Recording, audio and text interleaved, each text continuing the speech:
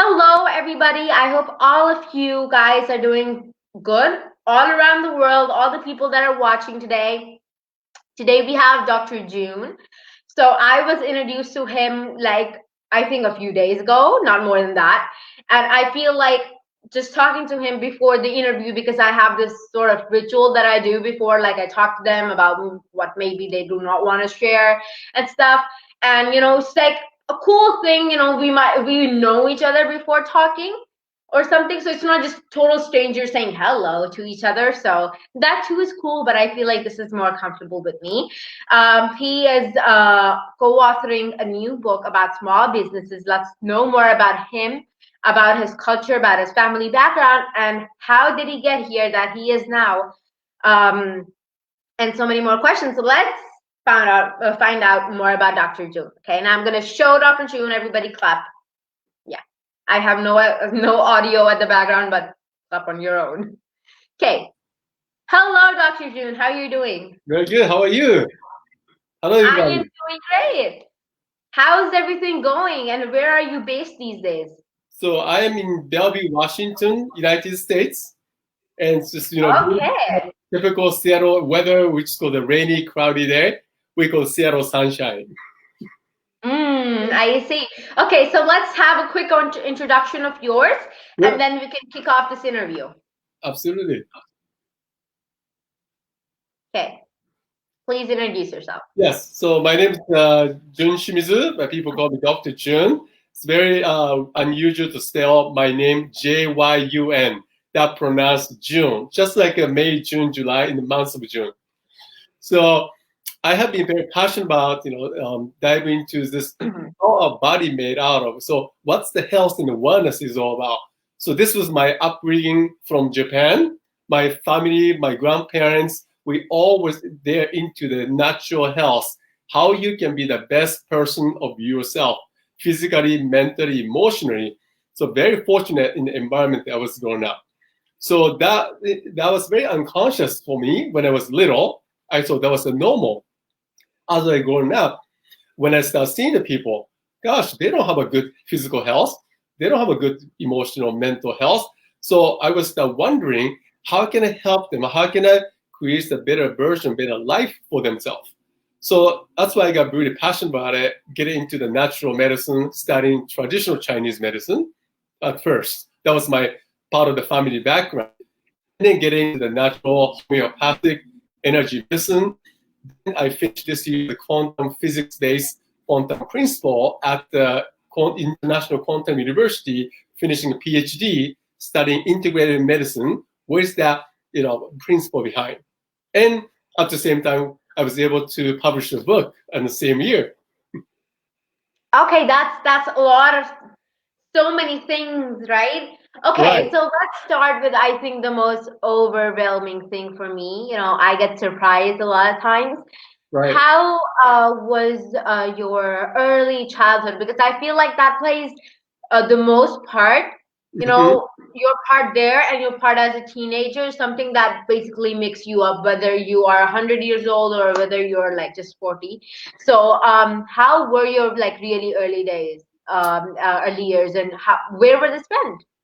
Yes. So earlier, when I was a little child, so I was the oldest among the whole family, and I have many cousins, my relatives, uncle and aunt, and then my family, my parents had the family business. So I was surrounded by the many adults, and they really treasure me as a first child among the Shimizu family. That's my last name. So I was very fortunate, surrounded with so many love, and then I was able to express it. I was always curious. I got in trouble many times because of that. My grandfather says always, "Where's my tool? Where's my things?" And then they always say, "Ask Jim. He's probably hiding somewhere." So that's what natural curiosity. Always, I want to look for why, and always I'm asking, why is that? How this works, right? So this is where the natural curiosity get to outside of the unknown. So you've been taught within that, information. They say this is what your belief, what your truth it is. But it is truth for you right now. But then, is it something else outside of you? The things that you don't know, of course, right? we have abundance in the universe, and we all know that we have a different culture. So if you never expose to other culture, you never know there's other truths out there. Correct? Yes, that is something that's just so true. Mm-hmm. Uh, Now tell me, and what did you like to do as a child? I mean, what were those things that you like to do? So when I was a child, I like to do very creative stuff. So I was often next to my grandfather. He was a very creative person, using all different tools to build up, using the woods, different metal things that he creating. And so right next to it, they got me a little child kids tools. So I was making something, pretending. And also when I was, the probably elementary school, I remember from the school project, there's a Japan, there's a boy and there's a girl, they separate that project. But, sometimes there's a mutual class. I really like the cooking class. So making the mayonnaise, making the potato chips, all those things to me are fascinating. Again, this is the creation, the art. So then when I come home, often I help my mother and say, hey, I want to cook this one. I want to make these things. So always I get involved with something that are creative stuff. I see. So that is something that was of your interest when you were young. Right. And so we talked about your early memories, and this is something. Now, tell me, what do you think would be a bit different in your, I would say, the way that you were brought up by Mm-hmm. collectively your parents, whether your grandpa, the aunts Mm-hmm. around you. So, that's something that's very common in our culture and the Japanese culture. And Correct. I believe you're also from Korea as well. That's My yeah. father, I remember. Yeah, my grandfather was from Korea. Hmm. Right. Ah, I see. So you share both cultures, and I feel like it's something very similar because here, living with the grandparents as well as your Mhm. aunts is something that's like kind of like tradition. So Right. I feel like a child is very developed. Hmm. They know how to interact, and the most fun part is that you can get away with a lot of things because your grandparents are around. Yes, So yes, yes, that's yeah, true. They're very protective. Even my yeah. father gets very angry and upset something that I did, wrong. And then my grandfather said, "Don't worry about it." He tried to protect me, right? And then my father used to say that was the opposite. When he was in a father figure for my father, he said, "You could never get away with all the punishment that he had done it." I see. That's just something that's just, like really fun having to be exposed to so many cultures. Hmm. And I feel like that is something that is with, you as well in your early childhood, is it though? Yeah, so I think a combination of the different cultural exposure, well, living within Japan, we had some background of the Korean culture, the meal, the way the value is, how they talk. So things are very intertwined, in a certain aspect. So it's very unique as me, how I grown up in the environment compared to the pure Japanese. Their, traditional way, the traditional family, culture is very traditional. So really, to me, that gave me my backbone of who I am to really become understanding other culture, the blend. Yes, that acceptance really begins from the childhood. So, Right. that acceptance of other cultures and of other races and of other nationalities is something that's just, I feel nowadays it's like a quality that you look for, in a person, Hmm. that one person might look in another, right? Even employees. Yeah, it is the diversity and really understanding, being compassionate about other people. Because I was always wondering, so in the elementary school, there's a class about discrimination between Japanese and Koreans, right? So then I Mhm. always question to the teachers, why even have to talk about it? We are all same. Well, what's the difference, right? But so always in my back of my mind is that what's the difference in all the people around us, in the world, it's the different colors and different sizes and all different languages and stuff. But to me, I see as a oneness and wholeness. So always that was my somehow I don't have this very deep unconscious understanding, that questioning myself into the society. I see. And tell me about your studies. So, what did you study when you graduated? From high school or college or PhD, which level? High school. High school. So you've got a PhD as well. So let's start from high school. Yeah, high school was actually when I went to high school. There's so many brilliant students and my friends. So I was the top of the class. I was somewhat struggling because those are brilliant, genius academic students, right? So I was like, I didn't because my background was natural medicine, how my family have done it, but the grade school wasn't available in Japan. There's the Chinese or in China or US. Other places had lots of advancements in the Chinese medicine, but Japan, because of the World War II, Western medicine took over. So I didn't feel like I wanted to pursue the Western medicine. So I was contemplating. So I chose the architectural engineering. I love the art. I love the building. So I said, okay, I want to be architectural engineering. So first, my career university that I wanted to go was become the architectural engineer.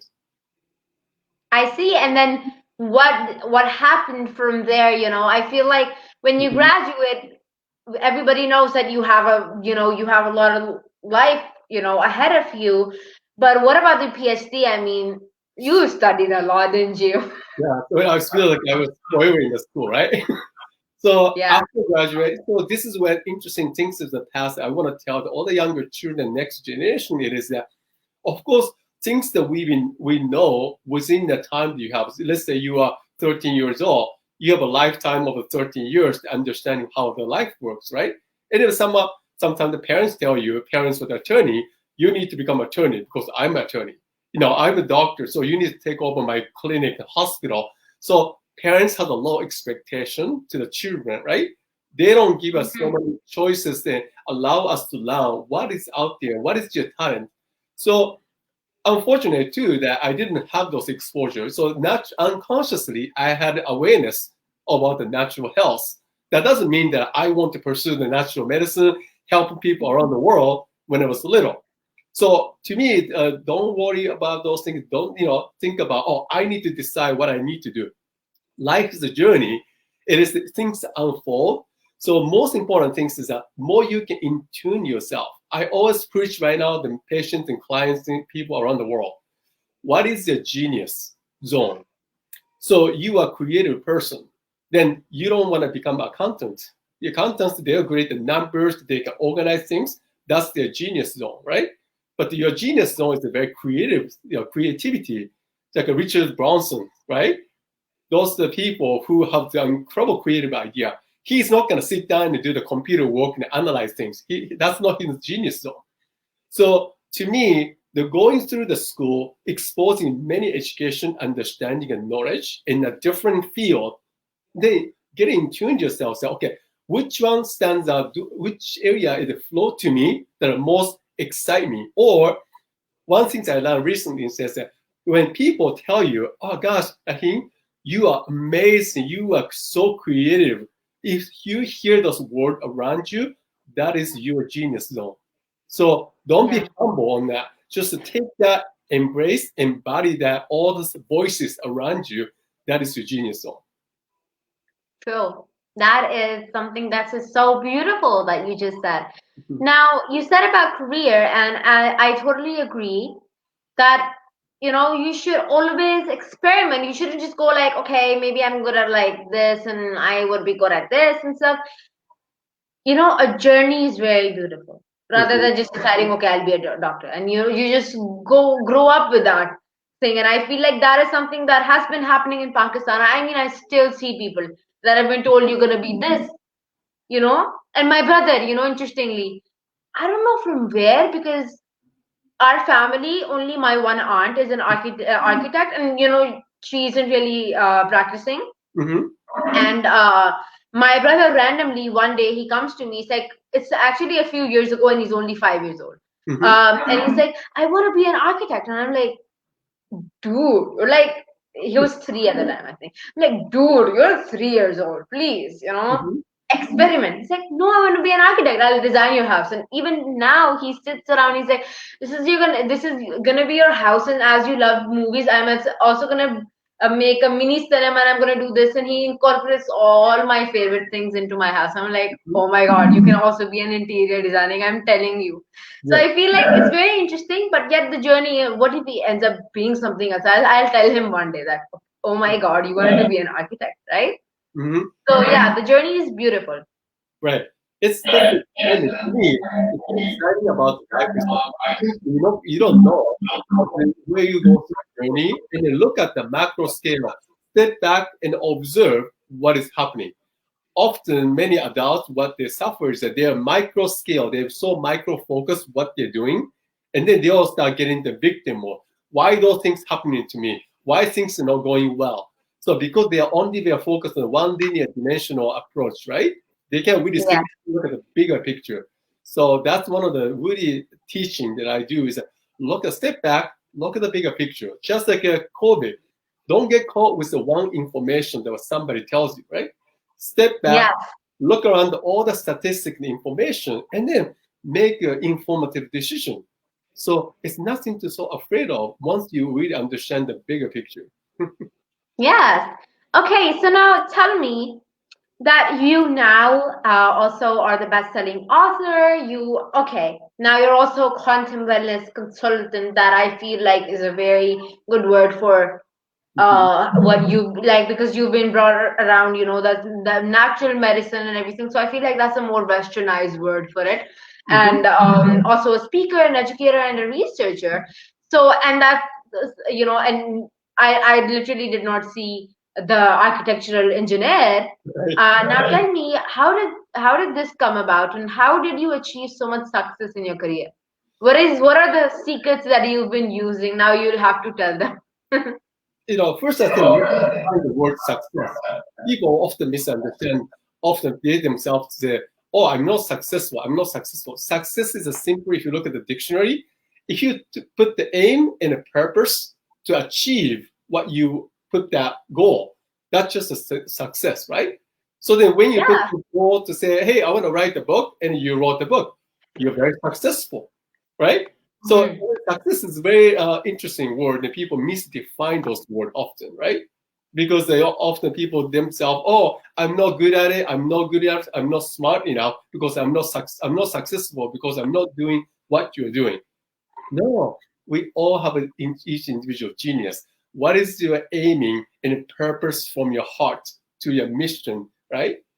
So this is where what I have studied in integrated medicine with the quantum principle allow us to see what who we are. What's our expression? We are human being. We, as we know, physical expression, right? We got mitsus on it. Mhm.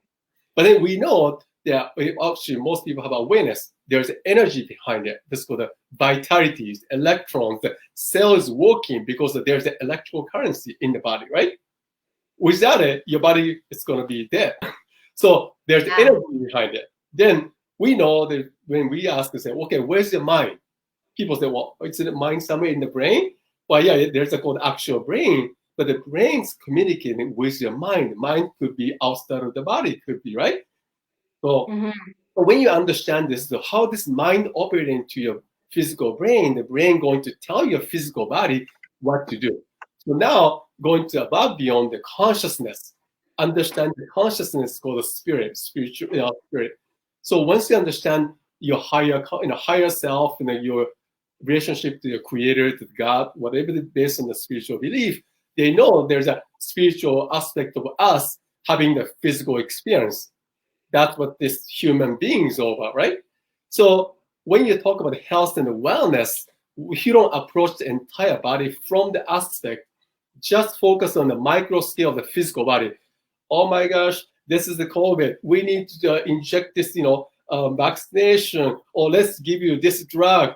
Yeah, it's a physical dimension approach. Well, what about your emotion? Are you fearful? Or are you feel like being loved, right? Are you manifesting the great emotion? That changes the neural activity in the physicality in the body. So we really have to take a look at the bigger dimension. That became so passionate having awareness.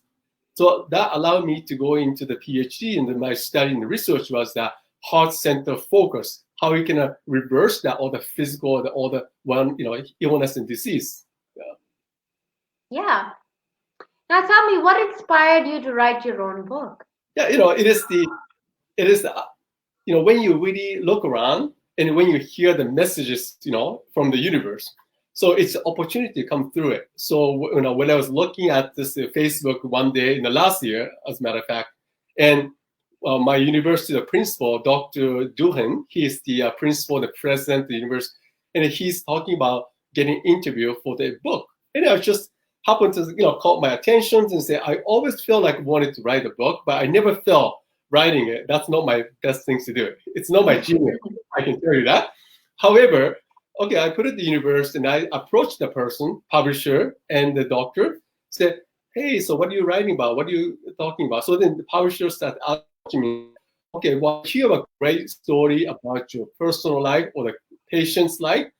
I like to see if you can be a right fit for the book that we are going to publish. So that was just the initial conversation. And then boom, that was in November of last year, just about a year ago. And that got unfolded. And I wrote the actual first book. So this one you're talking about, second book. First book was published in July called Miracle of Healing. So that became the best number one bestseller in Amazon. So that this just happened the last week was that second book that I published this year. That is so awesome. And there's so many books that are actually written, and I feel like yesterday I was at a place where they had a lot of books, and I'm like, I'm looking through the books, and I'm like, I haven't seen this like ever, and there's so many books out there, but when you think about I don't know, self-help books or something that entrepreneurs might be interested Right. in, the first thing that comes to your mind is Seven Habits of Highly Successful People, and Mhm. this just pops up in your mind, right? Or something Right. according to business or how to become rich, Mhm. and there's so many books out there. Now, tell me, how was it and how was your reaction when it became the international bestseller? So, when people often talk about it, when you somebody, famous person, if you interview them, how you feel because now you are, best actor, you get Oscar award reward, right? But you really don't feel those things because of who you are, our essence hasn't changed, right? It's the Oh yeah. title, the name that people put on it because just the recognition, whatever it is. So to me, you know, it's not so much as that, oh, becomes this, oh, I'm so excited. It is exciting things to hear. But to me, okay, by having those titles, what can we do to spread and share my knowledge around the world? So that to me the more important to have opportunity to reach out, just like we're having conversation right now, in globally, right? So allow me to speak to you, allow me for you to share my messages and my teaching to the world.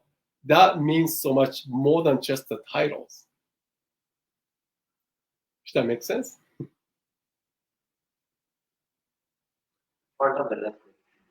I don't know why it wasn't unmuting and you was trying. I'm like, what's happening? Am I gonna stay muted forever? Yes. And I feel like that's something that's like it's like a feeling, but it's like it doesn't change you. And Right. and I feel like although I've interviewed many people, and I remember interviewing a person.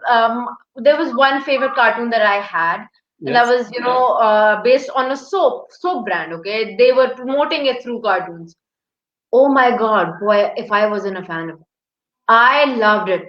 And then one day the person who had been doing the voiceover for like 13 years now, Mhm. I finally got hold of him. He's a very famous actor here, also in India as well. And I'm like, oh my god, I'm interviewing him. Then I'm like, this is so sweet, yet it's not changing me from inside, but I just have it, it's weird feelings around you. At times it's hard to understand. Now tell me more about quantum wellness, and how Mhm. you are a consultant, because there's a lot of as this is I had a guess before, this is a more modernized and a very westernized version of a natural medical healer, and so many more terms that are used in the Japanese and Korean and Chinese culture. Yeah. Now we do have medicines like this in Pakistan, because Mhm. us and India, we're very similar. Right. We were at some point. Mhm. So that's why we have a lot of things in common. and they do have Ayurvedic, Yeah. medicines, and there's so many things, and I feel like um, there's so many people, and that was me at some point as well, that I was like, you know what, this can't work. Okay, this can't work because it's not so effective, because not many people are willing to research on it, and not many people even research on it anyway. Mhm. And I feel like if the research is being done, this can make wonders happen. But what do you have to say about this, about your thing, and how we as a society can contribute to the research that is done towards the natural medicine and the natural ways of healing?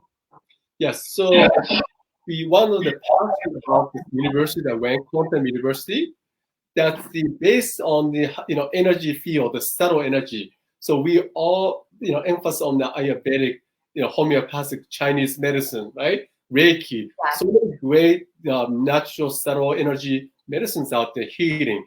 But then we need to validate that, because the allopathic Western world, they often see, or you don't see the research behind it. It hasn't been proven. This is where the separation or disconnection happened for them, right? So passion of this university and my dissertation, the research was that we want to prove this subtle energy can be measurable and it can be sustainable as well too. So Yeah. this is where this university mastery, they have done many research, many dissertation, all the doctors and students are proving about subtle energy. This exists and this is a legitimate, validated towards the applied to the physical healing. So this is the integration is really important. So it's my company with the co-founder, Dr. Isabel. We create this Isamiz Global. We are passionate about using ancient wisdom combined with the modern science with the technology to really empowering people to take control of their health and well-being. So that's our messages. So I'd like to welcome the community to really get involved with our research, what we're teaching, so that they can really bring more awareness, and then they can help other people in the family, their friends around them. Hey, I saw this information. I learned those things. Can I share with you? Right?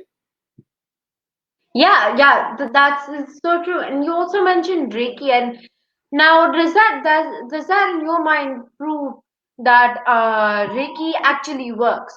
As Yes. in, because when I was little, I think Reiki, Mhm. yoga, meditation, they were the first things that I ever heard. And Yeah. even now, my dad, because he learned Reiki, so he still, I don't know, practices it. I Mhm. still find it kind of like weird when he's still sitting in his corner, but Right. yeah. And she as well. Do you think that actually works? Because many people, or whether they be from any faith, they take it to a religious side. Mhm. And do you think that can actually be, that are taught in books, other than the universities and the institutes? Whether that be very traditional institutes, is Mhm. it being taught like without the institutes and stuff? Yeah. So And do you think it's real? yeah, Reiki is a certification program. People from the master they're teaching, so the students become the master, they teach with somebody else, right? So they has been Hmm. passed on to the generation from originally from Japan. That's the word Reiki. So Reiki is simply really the chi, the energy, which is traditional Chinese medicine, and Ayurvedic medicine called the prana. So we all Hmm. know that there's energy channels going through the body using the pathways, right? So when that stagnates, when they're trapped in a certain area, your body will going to manifest a disease. So that's the correlation between the energy field and the physical manifestation. So the Reiki healer, what it's doing the same thing, allow our body to open up the channel, so those prana, the chi, that's going to flow in the body. When you do that, of course, your disease disappears and you start getting the vitality back to into your health. But Hmm. I see. we have a technology by using the quantum technology, able to measure the changes before and after you receive the Reiki.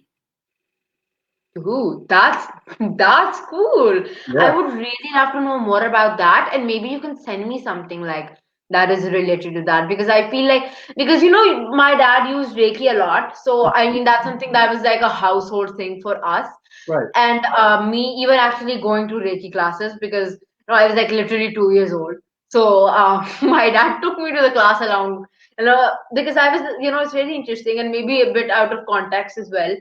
But because I was the first child of my dad, and he even tells me now that, when you were born, I'm like, okay, now the baby's born, but what should I do with it? I mean, Right. what should I do with the baby?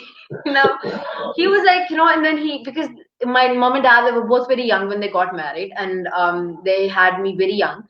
Mhm. Too, I was the first kid, not just their own, but in the entire family. So they're like, okay, so this is the creature that has been sent. Now, what should we do with it? And my dad, he started talking to me like very philosophical things about the existence of certain things and about the super energy and something. And of course, I had no idea what I responded, but my dad said that you literally would be so bored that you would sleep, but I would still talk to you. And Mhm. he took me to yoga classes, he took me to all the things possibly, to like seminars, to workshops. Oh. And my dad, and now that I see that I do remember something, and Mhm. I do still think that it has made an impact Mhm. on my own thing, my own self. Right. So tell me, what is that one thing that you would want to tell to all the young people in my audience? Because I have a lot of people that are young and want to know a lot of stuff. So Mhm. what is one tip that you might want to give to all the audience?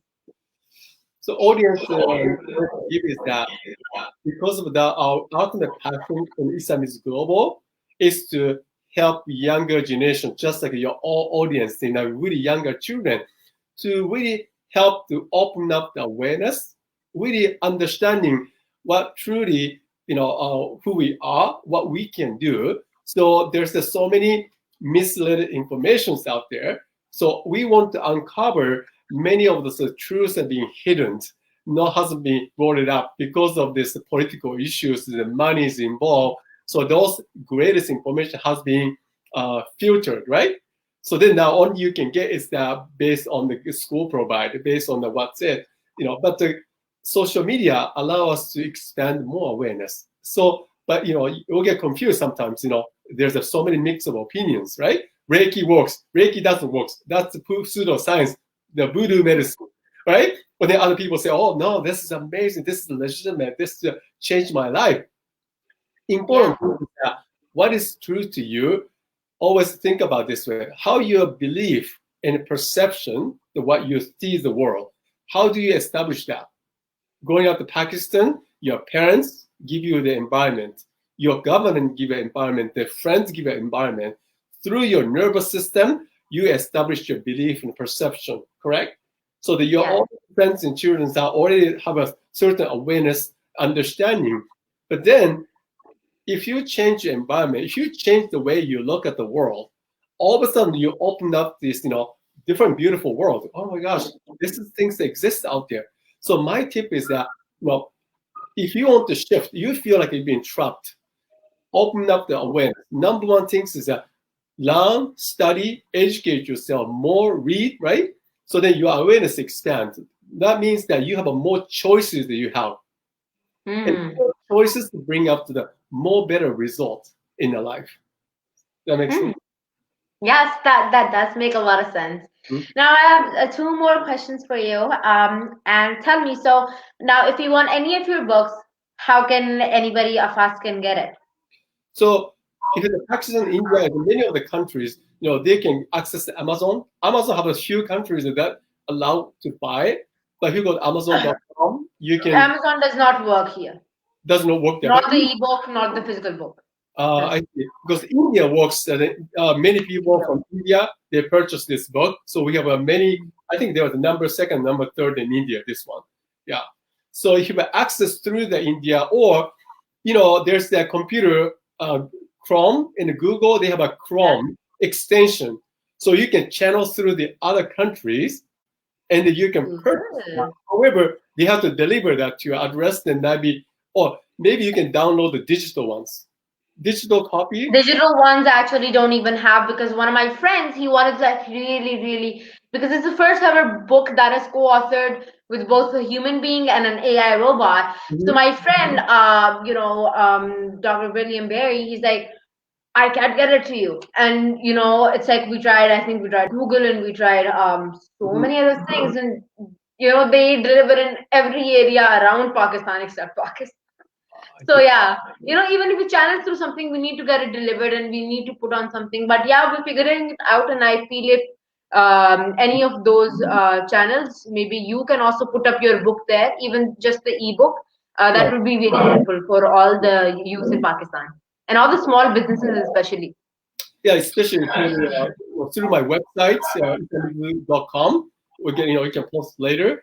Then we got to set up the PDF and then we can downloadable things so that you can get that ebook or Yeah. how my chapters through my website. It's a free. It's a complimentary to anybody who, come to our community. Okay. Okay, sure. I'm gonna go and read that. Okay, perfect. And thank you so much You're that you welcome. came here. And it's actually such an honor having you here because a quantum wellness consult, that's like the first ever, time that I ever, read that. And I feel that this has been a very productive chat overall. And I would really hope that all the viewers that are viewing, they too have, in any way, whether that be very directly or indirectly, benefited from the conversation. If you have, you can inbox me anytime. I always am very glad if you guys tell me about the feedback, whether my lighting is great, whether it's not great, whether, I move my hands a lot or anything. Just tell me anything, honestly. And the last question being, how can we reach you if we want for a session or for something, I don't know. People can reach you for all sorts of things, can't they? Absolutely. Yeah. So through your Facebook, we're seeing, so connecting with you, you can find me, my connection. You can reach me as a Facebook messenger. But there's a Facebook company called Isamizu, spells Isamizu. Isamizu. That's my company, the global company. So we have all the education material. So isamizu.com, you can come to our website and then join our community. And we'll keep posting so many materials, educations, and then we have a YouTube video as well as the Instagram. So I can post that, I can share with you, Rasim, and then you can post that later so people can Okay. look at it. Yeah. Okay, definitely. Thank you so much that you're here. It's You're welcome. very nice to have you, and I hope that we do have more sessions about anything, in the future. Thank you everybody for watching. The thing with now, I really want to share this here. The thing with StreamYard and Facebook is, I don't know what problem for them is going on for months now. Is that first they would show me the comments so that I can put it up on screen. Okay, now they do not show me the comments anymore. So I basically cannot put up the comments on screen or read it, because if I have Facebook on, then you'll hear me twice, which is very annoying. Honestly, it is. So, it's just so many things going on. And, I don't want to leave technology because I feel like this thing is just so cool. So, yeah, that's how we are connecting. Because if I were to come to the Washington, D.C., then I might have been able to maybe meet you. And if you were to come here, then we could meet. So, I feel like we're very lucky to have this thing, and we're very lucky to have people like you in the world. Thank you so much for all that you've been doing. Well, thank you. And it's a As well. pleasure having you on the show. Thank you so much, everybody. And with this, I'm going to end the broadcast, and I'm going to come again, inshallah, soon with another guest and maybe Dr. June again. All right. Very good. Everybody.